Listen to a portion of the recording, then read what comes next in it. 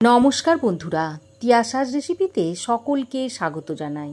আজ আমি নিয়ে এসেছি সজনের ডাঁটা আলু বেগুন দিয়ে একটা দুর্দান্ত স্বাদের নিরামিষ রেসিপি, যেটা গরম গরম ভাতের সাথে খেতে দারুণ লাগে। আর বানানোর পদ্ধতিও খুবই সহজ, ঘরে থাকা সামান্য কিছু উপকরণ দিয়ে এটা তৈরি হয়ে যায়।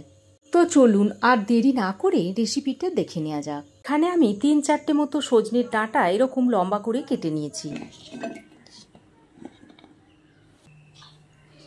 নিয়েছি 2টো মিডিয়াম সাইজের আলুগুলোকে এরকম লম্বা করে কেটে নিয়েছি।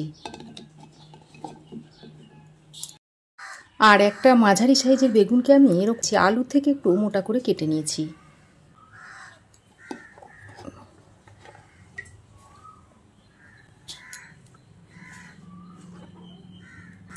দেখুন, সমস্ত সবজি আমি নিয়ে নিয়েছি, এখানে আর অন্য কোনো সবজির দরকার হবে না। প্রথমে আমি একটা মশলা তৈরি করে নেব। তার জন্য কড়াইয়ে নিয়ে নিচ্ছি হাফ চামচ গোটা ধনে, আর দিয়ে দিচ্ছি হাফ চামচ গোটা জিরে। আর গ্যাসের ফ্লেমটাকে লো টু মিডিয়ামে করে জিরে ও ধনেটাকে হালকা করে ভেজে নিতে হবে। খেয়াল রাখবেন যেন পুড়ে না যায়। দেখুন, ধনে ও জিরেটা ভালোভাবে ভাজা হয়ে গেছে। এবার এটাকে একটা পাত্রে ঢেলে নিচ্ছি। দেখুন, জিরে ও ধনেটাকে আমি ভেজে নিয়েছি। জিরে ও ধনেটা ঢেলে নিয়ে এবার ওই কড়াইয়ের মধ্যে দিয়ে দিচ্ছি 1 চামচ সর্ষের তেল। এবার তেল গরম হয়ে এলে এর মধ্যে কেটে রাখা আলুগুলো দিয়ে দিচ্ছি।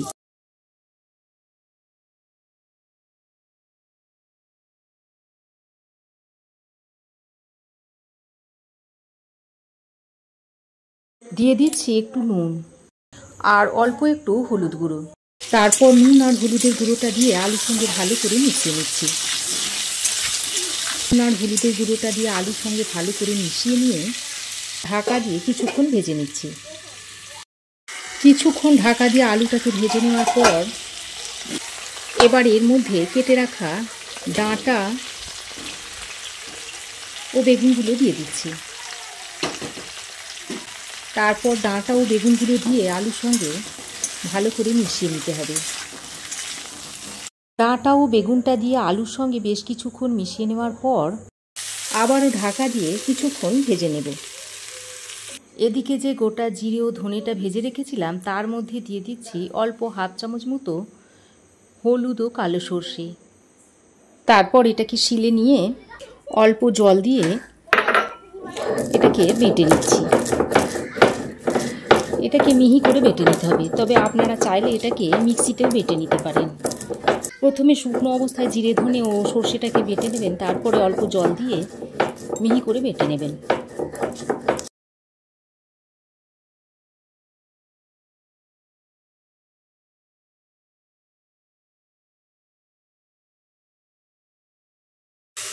ডাঁটা আলু ও বেগুন ঢাকা দিয়ে আরও কিছুক্ষণ ভেজে নিয়েছি। এবার এর মধ্যে দিয়ে দিচ্ছি একটা বড় সাইজের কুচনো টমেটো,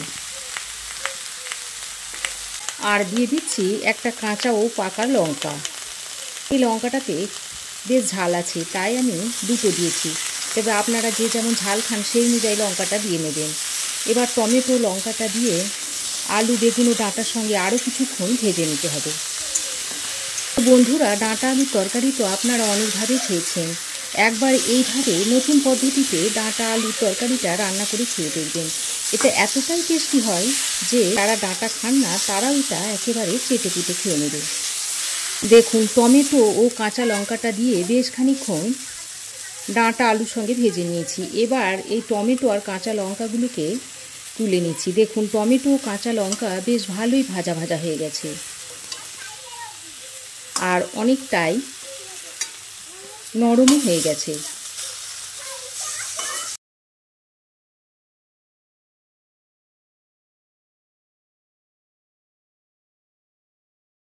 এবার ডাঁটা আলু বেগুনটাকে একবার ভালো করে নেড়ে চেড়ে নিয়ে এর মধ্যে 1 কাপ মতো জল দিয়ে দিচ্ছি।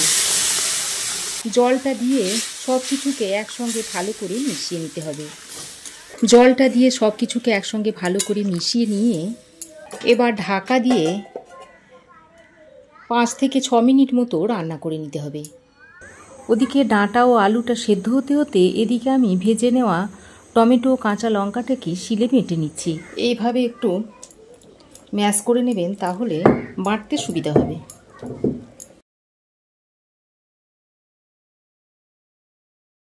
দেখুন, ভাজা টমেটো কাঁচা লঙ্কাটাকে আমি বেটে নিয়েছি।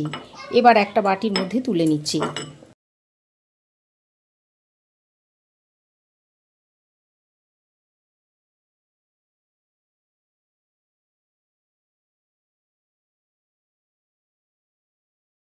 ঢাকা দিয়ে ডাঁটা, আলু ও বেগুনটাকে 5-6 মিনিট ধরে রান্না করে নিয়েছি।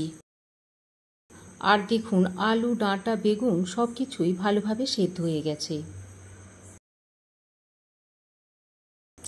এবার এটাকে নামিয়ে একটা অন্য বাটিতে ঢেলে নিচ্ছি। ডাঁটা আলু ঝোলটা ঢেলে নিয়ে আবারও কড়াই গরম করে দিয়ে দিচ্ছি 1 চামচ মতো সর্ষের তেল। এখানে নিয়েছি 1/2 চামচ 5 ফোড়ন, 2টো শুকনো লঙ্কা আর একটা তেজপাতা ছিঁড়ে নিয়েছি। এবার গরম তেলে ফোড়নগুলো দিয়ে দিচ্ছি। তারপর ফোড়নটাকে কয়েক সেকেন্ড ভেজে নিচ্ছি। ফোড়ন কয়েক সেকেন্ড ভেজে নিয়ে এবার এর মধ্যে টমেটো ও কাঁচা লঙ্কা বাটাটা দিয়ে দিচ্ছি। সঙ্গে অল্প একটু জল দিয়ে দিচ্ছি। আর দিয়ে দিচ্ছি পরিমাণ মতো নুন। দিয়ে দিচ্ছি 1/2 চামচ মতো লঙ্কা গুঁড়ো আর 1/2 চামচ মতো হলুদের গুঁড়ো দিয়ে দিচ্ছি। এবার নুন, হলুদ আর লঙ্কার গুঁড়োটা দিয়ে টমেটোর সঙ্গে ভালো করে কষিয়ে নিতে হবে। গুঁড়ো মশলাটা দিয়ে প্রায় 2-3 মিনিট সময় ধরে টমেটোর সঙ্গে ভালোভাবে কষিয়ে নিয়েছি। আর দেখুন, মশলা থেকে তেলও ছাড়তে শুরু করেছে। এবার আমি এর মধ্যে দিয়ে দিচ্ছি জিরে, ধনে ও সর্ষে বাটাটা। জিরে, ধনে ও সর্ষে বাটাটা দিয়ে আবারও মশলার সঙ্গে কিছুক্ষণ কষিয়ে নিতে হবে। বাটা মশলাটা দিয়ে মশলার সঙ্গে আরও কিছুক্ষণ ভালোভাবে কষিয়ে নিয়েছি। এবার এর মধ্যে ডাঁটা আলু ঝোলটা দিয়ে দিচ্ছি। ডাঁটা আলু ঝোলটা দিয়ে মশলার সঙ্গে সব কিছুকে ভালো করে মিশিয়ে নিচ্ছি।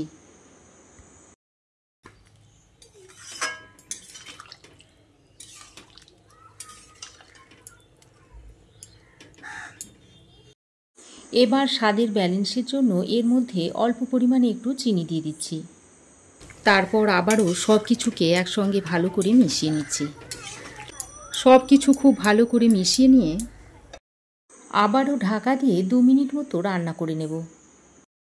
আরও 2 মিনিট ঢাকা দিয়ে রান্নাটা করে নিয়েছি। আর দেখুন, আলু, বেগুন, ডাঁটা সব কিছুই ভালোভাবে রান্না হয়ে গেছে। দেখতে দেখুন কতটা সুন্দর হয়েছে, আর খেতেও অসম্ভব টেস্টি হয়। গরম গরম ভাতের সাথে তো খেতে দারুণ লাগে। অবশ্যই একবার এভাবে বানিয়ে দেখুন। আমার 100% বিশ্বাস আপনাদেরও ভালো লাগবে। তো রেসিপি কেমন লাগলো অবশ্যই একটা কমেন্ট করে জানাবেন। ভালো লাগলে একটা লাইক ও শেয়ার করবেন। পাশে থাকা বেল আইকনটি অবশ্যই প্রেস করবেন। আর আমার চ্যানেলে নতুন বন্ধু হয়ে থাকলে প্লিজ চ্যানেলটা সাবস্ক্রাইব করার অনুরোধ রইল। আজ এ পর্যন্তই। আবার দেখা হবে নতুন কোনো রেসিপি নিয়ে নেক্সট এপিসোডে। সে পর্যন্ত ভালো থাকবেন, সুস্থ থাকবেন। ধন্যবাদ।